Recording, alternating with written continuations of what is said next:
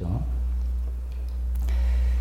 탐식이 큰 죄인 이유는 뭐 이런 여러 가지 예를 통해서 좀 정리를 해보면 이렇습니다.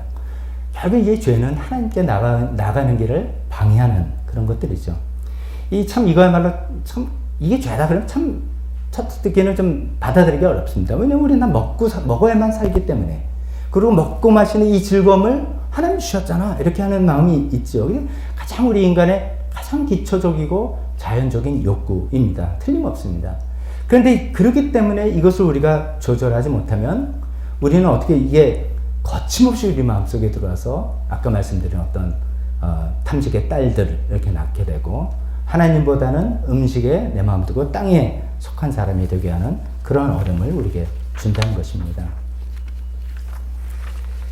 우리 마음속에 이제 뭐 사는 게 뭐 있냐 이렇게 먹고 즐겁게 먹고 마시고 뭐 그런 거지. 굉장히 이제 좀 소박한 어떤 삶의 목표인 것 같기도 하고 그래서 그 허영이나 어떤 뭐 탐욕 이런 걸 추구하는 것보다는 굉장히 건전한 그런 마음 같아 보이기도 합니다.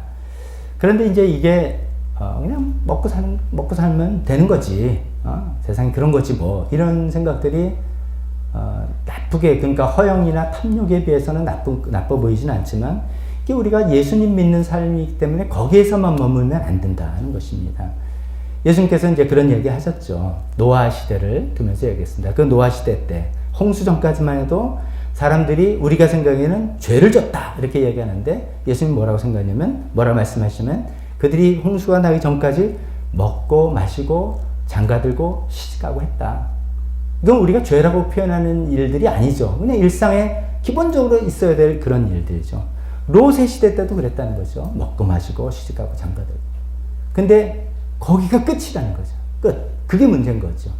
먹고 마시고 시집가고 장가가는 게 끝이 아니라 잘못이 아니라 그것에만 마음을 다 쏟아서 실제로는 노아를 통해서 하나님께서 경고의 메시지를 주시고 롯을 통해서 아브라함을 통해서 이런 것들이 왔을 때 하나님이 경고를 듣기도 하고 하나님께서 주신 사인을 보기도 하고 내 영혼을 돌보기도 하고 하나님께서 바라시는 일을 살려고 애를 쓰기도 하고 이런 것들 나가야 되는데 여기에 그냥 한정이 됐고 거기만 관심을 갖다 보니까 그것이 그들이 결국 멸망을 했다는 것입니다. 자, 오늘 말씀의 결론이 탐식은 나쁘니까 앞으로 조금만 드십시다. 뭐 이런 거 아닙니다. 그다음에 너무 먹는 거 밝히면 안 됩니다. 이런 말씀도 아니고요. 맛있는 음식으로 즐기는 거 그런 거 안 됩니다. 이런 말도 전혀 아닙니다. 이제 우리가 어떤 존재이냐? 예수님께서도 사람이 떡으로만 살 것이 아니라 하나님의 입에서 나오는 말씀으로 살 것이다. 라고 한 이 두 가지 밸런스를 잘 잡지 않으면 즉 떡으로만 사는 삶으로 그치지 말고 우리가 영과 육이 함께 있어서 이 육은 오히려 우리가 절제하고 컨트롤하고 우리가 영적인 존재로 나간다는 것을 계속해서 우리가 이거를 활용하지 못한다면 이것이 큰 우리를 옥죄하는 문제가 된다는 그런 이야기입니다. 이 탐식에 대해서 이제 해결 방법도 크게 두 가지로 생각해 보겠습니다. 탐식에 대한 해결 방법 뭘까요? 여러분 잘 아시죠? 첫 번째, 금식 훈련입니다.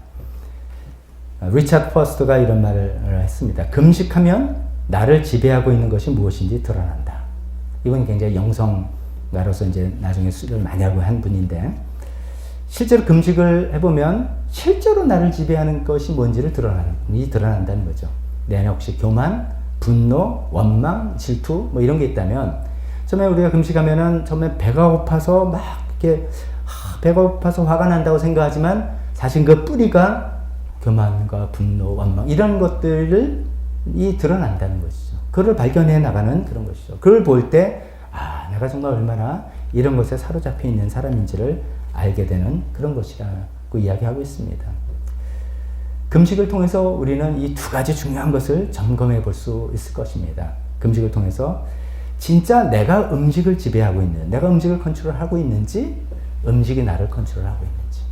우리는 금식을 안 하면은 나는 절제하면서 살아 이렇게 생각할 수 있습니다. 그러나 실제로 금식을 해보면 내가 음식을 지배하는 사람인지 음식이 나를 지배하는지 우리가 알게 되는, 그래서 그걸 자꾸만 해보는 훈련이 필요한 것이죠. 또 이것을 점검해 볼 수 있습니다. 음식 얼마나 하나님께서 주신 귀한 선물입니까? 우리가 생존하고 건강을 유지하고 기쁨을 누리고 뭐 이런 것들인데 음식이란 선물에만 만족하는 사람인지 아니면 그 선물을 주신 하나님께 만족하는 사람인지 이것을 우리가 또 점검해 보는 것이죠. 금식을 통해서 그 선물이 일시적으로 없어진다 할지라도 선물 주신 하나님께 내가 더 집중할 수 있다면 뭐 물론 장시간 하는 건 좀 어렵겠지만 그런 내가 만족을 확인할 수 있는 좋은 방법이라는 것이죠. 금식은 영적 전쟁에도 도움이 됩니다. 아까도 말씀드렸죠. 제일 먼저 든 게 가장 큰 죄라서가 아니라 가장 우리가 빠지기 쉬운 죄, 노출되기 쉬운 죄이기 때문에 그렇다는 것이죠. 그때 흔히 이제 이런 얘기죠. 영적 전쟁, 신앙생활 잘 먹고 힘을 내서 싸워야 돼 이렇게 생각할 수 있는데 오랜 전통에 의하면 그렇지 않다는 것이죠. 제가 정확히 누가 얘기했는지 모르지만 이런 식의 인용문이 있습니다. 육신의 허약함을 불평하지 말아라. 몸이 강해지면 우리에게 반드시 이 몸이 일어나서 끊임없이 나에게 싸움을 걸 것이다. 음식을 박탈당한 몸은 이게 중요합니다. 음식을 박탈당한 몸은 순종적인 말이 되어서 결코 등에 탄 사람을 내던지지 않는다. 그러니까 이제 말이 힘이 막 너무 좋으면은 막 이제 말이 이제 나 자신이죠. 나 육신이죠. 내가 영원히 컨트롤하고 가야 된다면은 이놈이 힘이 너무 좋으면 언제든 나를 힝 하면서 이제 탁 떨어뜨릴 수 있다는 것이죠. 근데 음식을 박탈당한 몸은 순종적인 말이 되어서 말탄 나를 내던지지 않고 그 금식을 통해서 나의 육신은 연약합니다. 이 영적 전쟁을 하나님의 도움으로 싸우겠습니다. 이렇게 나가는 이 금식 훈련들이 필요하다고 이야기합니다. 첫 번째 이제 해결 방법으로 금식을 이제 이야기해 보는데요. 제가 이제 지난주 컬럼에도 썼지만 올해 그 2022년도 해마다 이렇게 새해를 시작하면서 20일을 금식 기간으로 하면서 하자로 이제 몇 년째 했는데 올해 유난히 참여한 인원이 적었습니다. 뭐 저는 또 여러 가지 생각합니다. 우리가 이게 또 다 함께 모이고 서로 보고해서 이제 서로 격려도 하고 뭐 이렇게 해서 이제 하는 것인데 이게 온라인상으로만 하고 모임이 활성화되지 않았으니까 이런 거 하기가 힘들었겠다 그런 생각도 해보게 되고요. 또 한편으로는 별로 이제 우리 교회 이제 필요 없는 프로그램인데 내가 너무 계속은 하는 건가 뭐 이런 생각도 해보게 됩니다. 근데 또 한편으로는 이제 그런 생각을 해보는 거죠. 혹시 금식에 대한 어떤 중요성과 필요성을 잘 모르시는 건 아닌가. 그래서 또 다르게 하면 탐식에 우리가 점점 지배당하고 있는 건 혹시나 아닌가. 뭐 이런 생각을 해보게 됩니다. 굳이 금식을 하지 않아도 나는 음식 잘 컨트롤하고 탐식에 빠지지 않는 사람입니다. 그렇게 되기를 바라죠. 근데 이제 자꾸만 이제 훈련을 해보는 차원입니다. 한 끼 정도, 뭐 교회에서 하자고 하지 않아도 여러분 각자 어떤 일이 있을 때 뭐 한 끼 정도를 내가 금식해 본다든지. 이제 거듭 말씀드리지만 나는 원래 아침 안 먹는 사람입니다. 이런 분이 아침 금식. 이건 의미 없죠. 내가 먹는 끼니에서 절제를 보면서 정말 내가 음식이 나를 지배하는가? 내가 음식을 지배하는가? 하나님의 선물에 만족하는가? 하나님 선물 주신 하나님께 만족하는가? 내가 이 영적 전쟁을 정말 하나님의 도우심으로 싸우고 있는가? 아닌가를 계속해서 내가 확인해보는 그런 우리가 되었으면 좋겠습니다. 탐식에 관한 두 번째 해결 방법도 한번 제시해 본다면 또 거꾸로 약간 거꾸로 다른 측면이 되다 건강한 음식을 드시는 겁니다. 건강한 음식을 드시는 겁니다. 여러분들 표현에 이런 표현, 영어 표현 들어보신 적 있을 겁니다. You are what you eat. You are what you eat. 당신은 무엇을 먹느냐가 당신의 건강을 결정한다. 이게 수련 건강 프로그램에서 처음에 이야기되는 것이죠. 당신이 무엇을 먹느냐를 보면 당신의 건강 상태를 볼 수 있습니다. You are what you eat. 근데 이 건강만의 문제가 아닌 것 같아요. 가만히 생각해보면 이게 우리가 무엇을 먹느냐가 우리의 인격을 결정하는 거고 우리의 운명을 결정하는 거고 우리의 신앙도 결정하는 그런 것 같아요. 이게 음식이 그만큼 우리에게 기본적인 중요한 것이고 하나님부터 공급되는 것을 내가 어떻게 소비하며 이것을 어떻게 대하느냐가 나의 신앙적인 자세하고 잘 연결되어 있는 것 같기도 합니다. 요즘은 이제 사실 건강 정보가 얼마나 넘칩니까? 요새는 대개 다 스마트폰이 있으니까 거기다가 이제 건강한 음식 한번 검색만 일단 한번 해놔 보세요.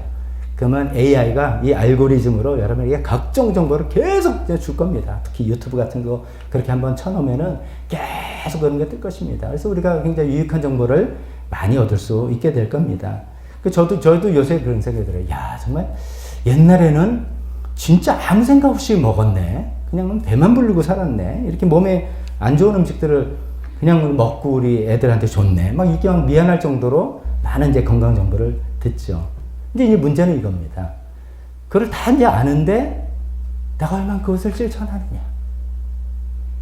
실천할 수 있느냐. 이것이죠.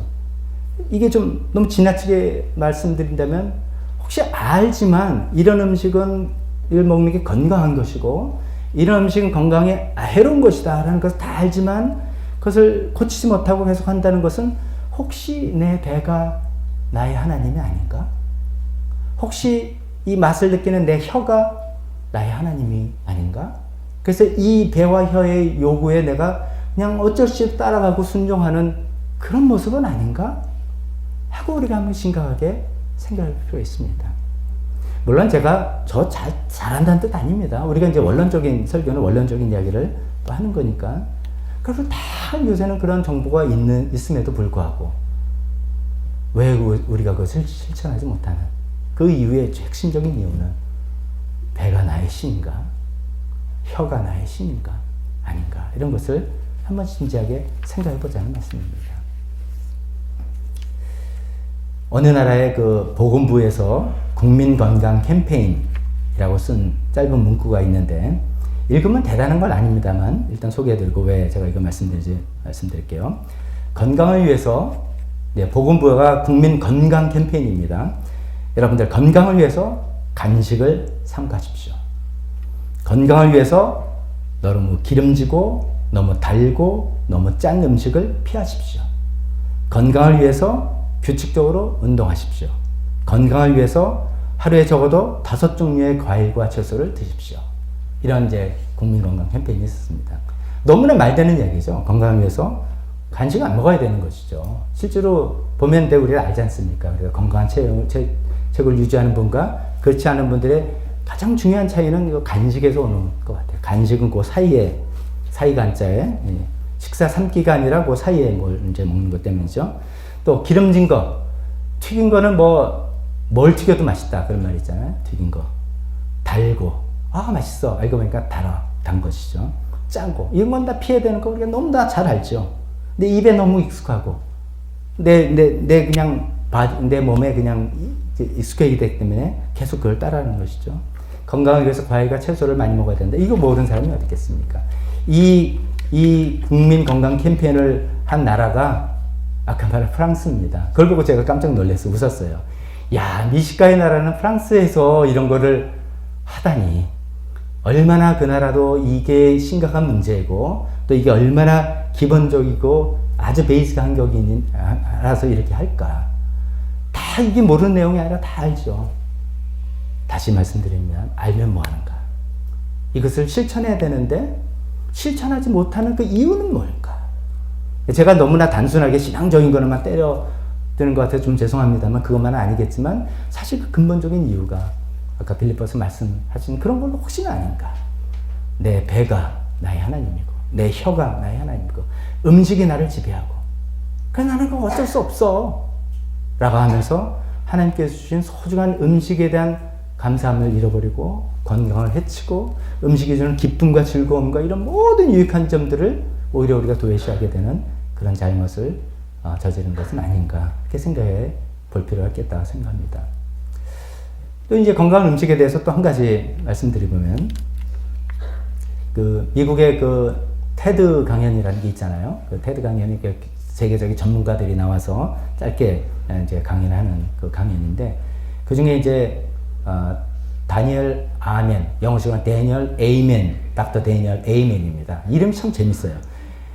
우리 시간은 아멘 박사예요. 아멘 박사. 이분이 종교는 제가 잘 모르겠는데 이분이 이제 정신과 의사인데 22년 동안 83,000건의 그 뇌 스캔을 해봤다는 거예요. 이분이 지론이 재밌어요. 의사들은 대개 다 자기가 담당하는 그 자기 전문이면 뭐 내장이면 다 여기를 사진 찍어보고 다 보는데 유일하게 정신과 의사만 상담을 통해서 이제 뇌기관의 사진을 보자고 한다. 그래서 자기는 이제 뇌 스캔을 찍어보고 그걸 분석하고 했다라는 그런 이야기입니다. 근데 그분이 이야기해 이거죠. 우리가 보통 다들 건강하길 원하고, 행복하길 원하고, 성공한 삶을 살기 원하는데, 근데 그 중에 그것을 주는 가장 인간의 신체 중 가장 중요한 기관은 뇌다 이거죠, 뇌다. 그래서 이 뇌의 건강을 가장 신경 써야 된다라고 우리가 다들 수긍할 만한 이야기를 하죠. 뇌가 무게는 2%지만 에너지의 20에서 30%를 사용한다. 그래서 건강한 뇌를 가진 사람이 자기가 쭉 살펴보니까 그래도 더 행복하고 더 성공적이고 부유하고 창의적이고 뭐 이런 이야기를 한다는 거예요. 그러면서 제가 이제 이야기하려는 건 그런 얘기 아니라, 근데 그렇게 83,000건의 뇌 스캔을 한 사람의 의학자의 결론은 뭐냐면 술은 뇌에 치명적인 독이다. 이런 얘기예요. 보통 이제 그분이 하는 얘기예요. 와인 한 잔 건강에 좋다. 다 알려져 있습니다. 와인 한 잔은 뭐 심장에 도움이 된다. 뭐 메디컬리도 다 나와 있죠. 그런지 모르지만 심장에는 좋을지 모르지만 뇌에는 치명적인 독이다. 한 잔의 술도 뇌에는 치명적인 독이다. 그게 뭐 어떻게 보면 이제 아이러니죠. 우리가 건강하기 원하고 행복하기 원하고 성공적인 삶을 살길 원한다고 해서 음식도 가리고 뭐 운동도 하지만 이번에 말하면 치명적인 독을 내 몸에 집어넣는다. 이거는 이제 어불성설이라는 것이죠. 게다가 아까 음식에 포만감을 먹고 술이 한 잔 들어갈 때 우리 삶이 경계가 느슨해지고 모든 것들이 잘못된 것이 튀어나오고 문제를 일으키고 하는 그런 것들이 있기 때문에 뭐 음주가 죄 이렇게 말씀드릴 수는 없습니다. 이게 지혜인 것 같습니다. 지혜, 삶의 지혜 이런 것 같습니다. 오늘 말씀을 좀 정리를 해보겠습니다. 오늘 말씀이 이렇게 뭐 심각하게 여러분께 와닿는지 모르겠습니다. 교만 뭐 이런 거만큼은 덜 심각할지 모르겠지만 이게 이런 거예요.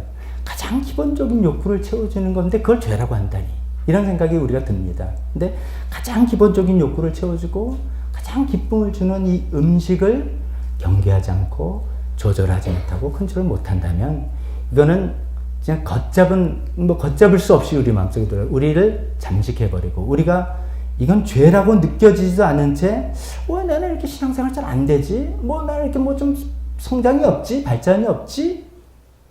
하게 되는 그런 무서운 그런 죄라는 것입니다. 음식은 하나님께서 우리의 생존과 건강을 위해서 주신 것이죠. 음식을 먹고 마실 때 맛과 즐거움도 우리에게 주셔서 우리에게 즐기도록 하셨죠.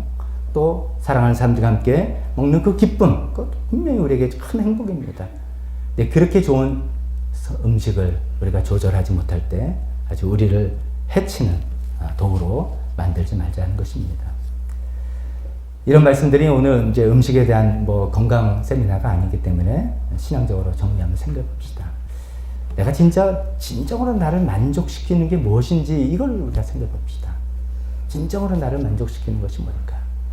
나의 기본적인 욕구가 채워진 그런 것인가? 하나님인가? 근데 하나님이 나를 만족시킨다. 이게 너무 추상적인 것 같아요. 그죠? 그래서 교회에서는 많이 이야기하는데 하나님만이 나의 만족이십니다. 이건 굉장히 모호한 이야기인데 그걸 또 이제 생각을 해보는 겁니다. 하나님이 나의 만족이시다라는 것은 하나님께서 정말 나의 최종 공급자시다. 나의 필요한 것들 영적, 육적인 걸 다 공급해 주시는 분이 바로 하나님이시다.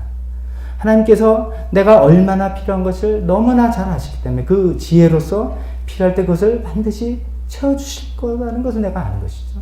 그래서 그 하나님을 신뢰하고 의지할 때 내 영적인 평안함이 있고 안심이 되고 신뢰가 되고 그 하나님과 좋은 관계를 유지하고 나가는 것이 나의 정말 행복이 되고 겁나는 것 없고 두려움이 없고 그렇게 살아가는 것. 그 하나님이 내 안에 들어왔기 때문에 관계가 풀려나가고 일이 수월하게 되기도 하고 고난이 있어도 견딜 수 있게 되고 참을 수 있게 되고 이런 것들이 하나님만이 나의 만족입니다. 이런 것이죠. 이런 소위 영적인 신앙생활과 잘 먹고 잘 입고 많은 것을 누리고 많은 돈과 재물을 벌고 이런 것이 나의 만족을 주는 것과는 굉장히 다른 길이라는 것을 여러 방면을 통해서 우리가 이야기해 볼 수가 있겠습니다.